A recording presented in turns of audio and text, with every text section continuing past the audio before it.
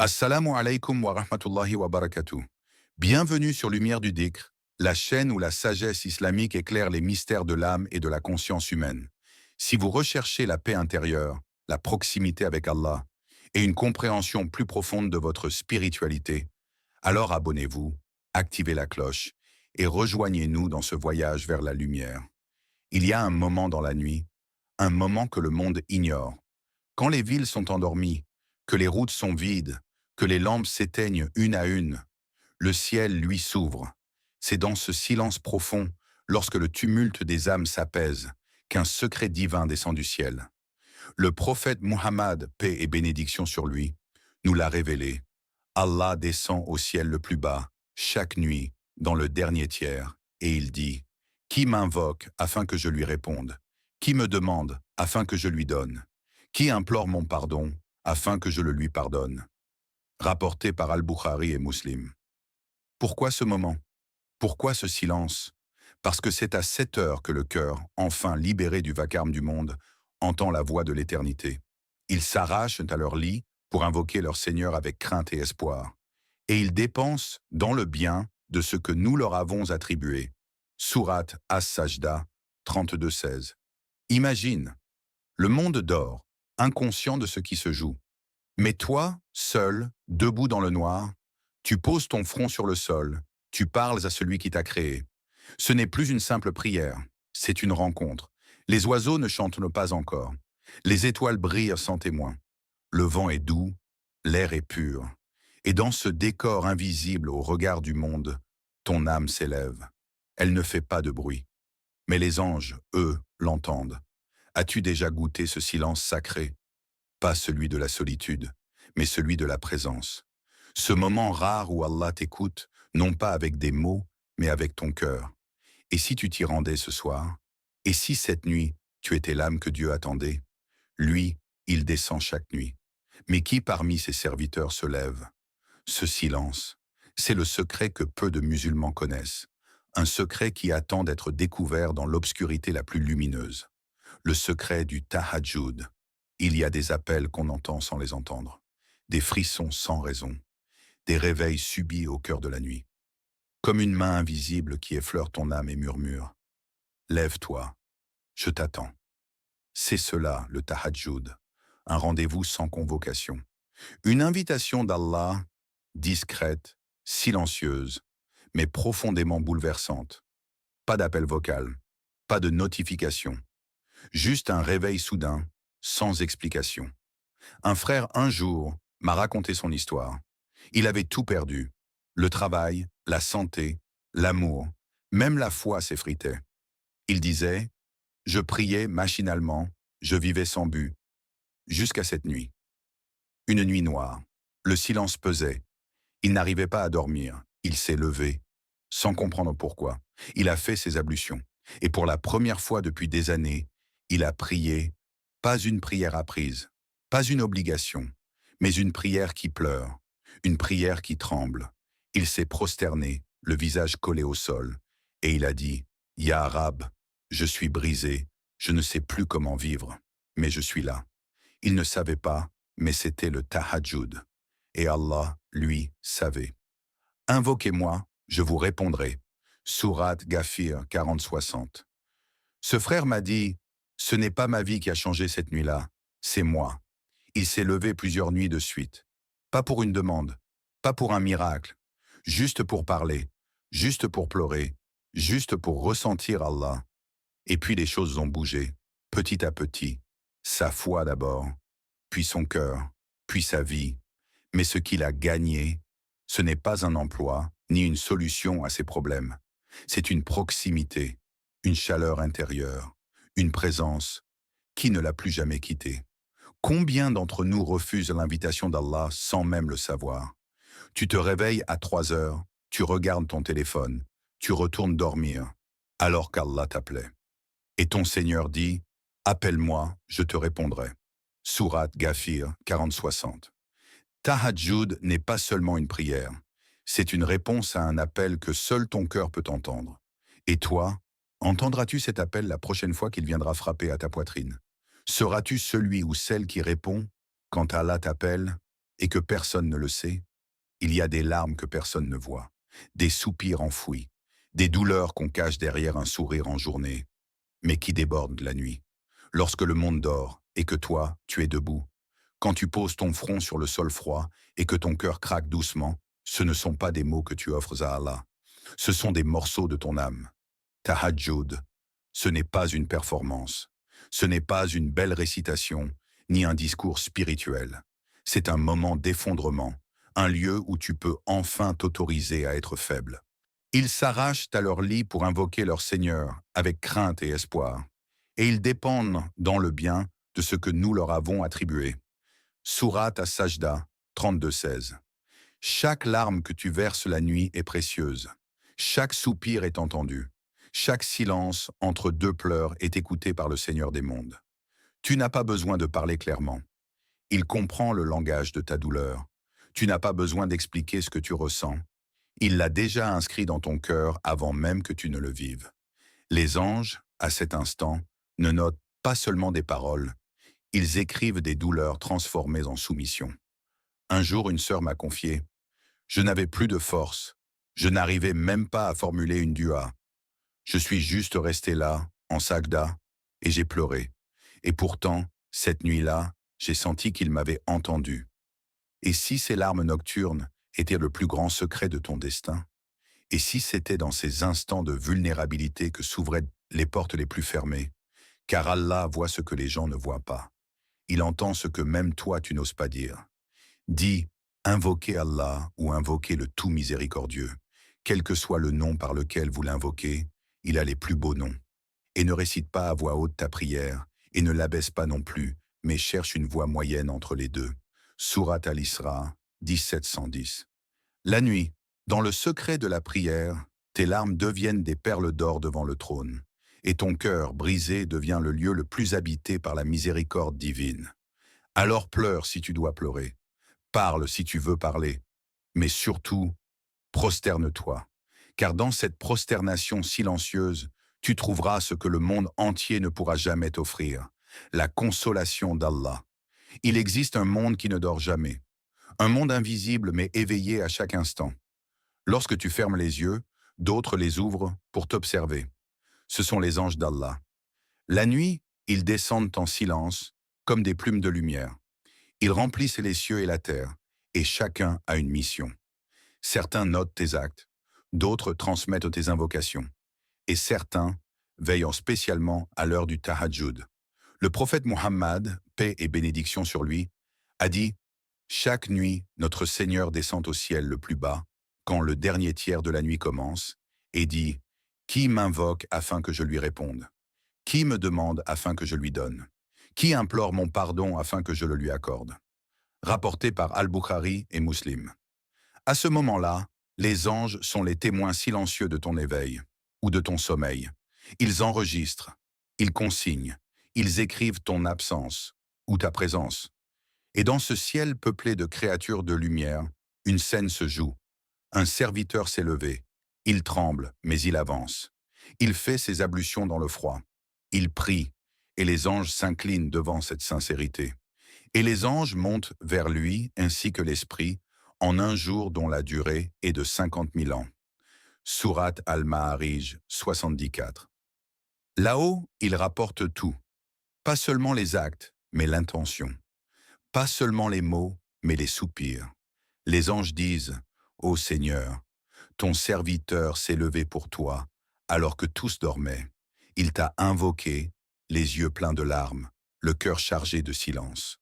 Et Allah répond: je lui ai pardonné, je lui ai donné, je l'ai élevé. Mais, quand tu dors alors qu'un appel t'a touché, quand tu ignores ce réveil soudain à 3 heures du matin, quand tu tournes ton dos au ciel qui t'attendait, les anges inscrivent aussi cela. Non comme un péché, mais comme une opportunité manquée. Chaque nuit, c'est comme si le paradis t'appelait doucement. Viens, un instant, un seul instant, et ton destin peut changer. Mais la majorité dort, et les anges passent devant leur maison sans y entrer. Toi, quel rôle joues-tu dans ce théâtre céleste? Celui qui dort pendant que l'appel divin résonne dans l'invisible. où celui qui se lève, seul au monde, mais entouré d'anges, et porté par l'amour d'Allah. Imagine Médine, une nuit tranquille. Le vent caresse les palmiers, les étoiles veillent en silence. Les maisons sont endormies. Mais dans une d'elles, une lumière se lève dans l'obscurité. C'est la demeure du bien-aimé d'Allah. Le prophète Muhammad, paix et bénédiction sur lui, se tient debout, seul, face à son Seigneur, les pieds enflés par la longueur de sa prière, le visage baigné de larmes, la poitrine soulevée par des sanglots. Il aurait pu dormir, il aurait pu se reposer, mais il se levait chaque nuit pour dialoguer avec son Seigneur. Aïcha, qu'Allah l'agrée, a dit « Le prophète se tenait en prière jusqu'à ce que ses pieds soient gonflés. Je lui disais « Pourquoi fais-tu cela alors qu'Allah t'a pardonné tes fautes passées et futures ?» Il répondit « Ne dois-je pas être un serviteur reconnaissant ?» Rapporté par Al-Bukhari et Muslim. Ce n'était pas seulement une prière, c'était un acte d'amour, un acte de gratitude, une conversation secrète entre le cœur le plus pur et le Seigneur de l'univers. Et dans cette nuit silencieuse, il récitait « En vérité, dans la création des cieux et de la terre, et dans l'alternance de la nuit et du jour, il y a certes des signes pour les doués d'intelligence. » Sourate Ali Imran 390. Il s'arrêtait, il pleurait, il méditait chaque verset comme si c'était la première fois qu'il l'entendait. Il sentait dans chaque mot le poids de la responsabilité, la douceur de la proximité. Il priait parfois la moitié de la nuit, parfois les 2 tiers, et parfois presque jusqu'au fajr, non pour impressionner, mais parce qu'il avait goûté à une intimité avec Allah que rien ne pouvait égaler. Ô toi qui écoutes, as-tu déjà pleuré dans la prière comme lui? As-tu déjà ressenti ce poids doux et profond, ce moment où le cœur s'effondre et s'élève à la fois? Le prophète, paix et bénédiction sur lui, nous a montré par son exemple que le tahajjud est une clé vers la lumière, vers la sagesse, vers la paix. Et aujourd'hui encore, son exemple nous appelle, dans nos nuits agitées, à retrouver ce calme que lui trouvait dans les bras de la nuit, les pieds sur la terre, les yeux vers le ciel. Il y a des moments dans la vie où tout semble bloqué. Tu pries, tu espères, mais rien ne bouge.